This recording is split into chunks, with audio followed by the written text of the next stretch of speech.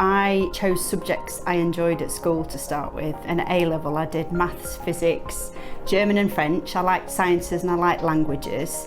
And then I started looking at what careers you could do with those subjects. And then I actually decided to do work experience and really enjoyed working in a factory, a steel producer in Sheffield. So those things all tied up, and I actually got a job when I left school and was sponsored throughout university. So I could work for a year before I studied, so I still really enjoyed what I was doing. That was a company that made beer taps in Sheffield. And then, I studied mechanical engineering and German at university. With the opportunity to study and work at the same time. So I think that was a really important mix, to be able to study and have a job and understand, how you're going to use your knowledge when in the working world.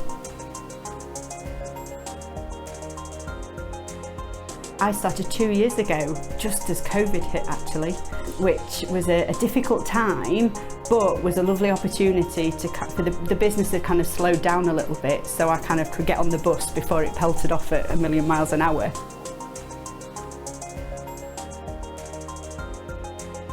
I think they're very supportive of you as a woman in engineering. I've got a team of 30 here, and there's 5 of us who are women in my team.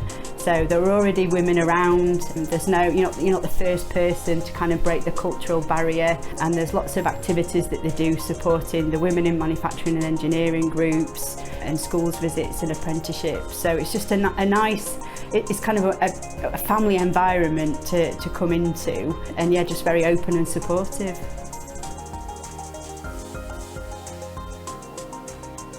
I lead the industrial engineering department here, and my team do a range of activities from designing new production processes, bringing in big pieces of equipment, to actually changing the shape and layout of the factory. So lots of different tasks. I like to think of engineers that make things happen, whether that's a small thing in repairing a machine or a big thing in extending a factory, as we're doing at the moment.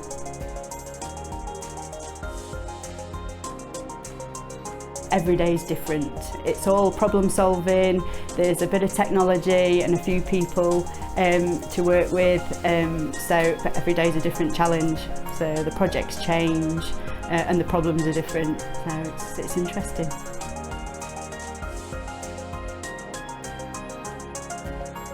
Once you are known as an engineer, I think it's fine to work in engineering as a woman. The first challenge is always when you meet people. So those first 20 seconds when you speak and they look at you and they think you're not what I expected. I expected an engineer to be male. That's the hardest part. But once you get through that, and then they're actually listening to what you're saying and you're talking about the problem or you're talking about the piece of equipment, it kind of doesn't matter.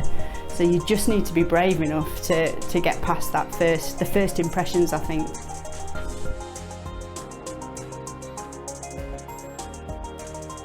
I think it's a brilliant place to work as a female engineer.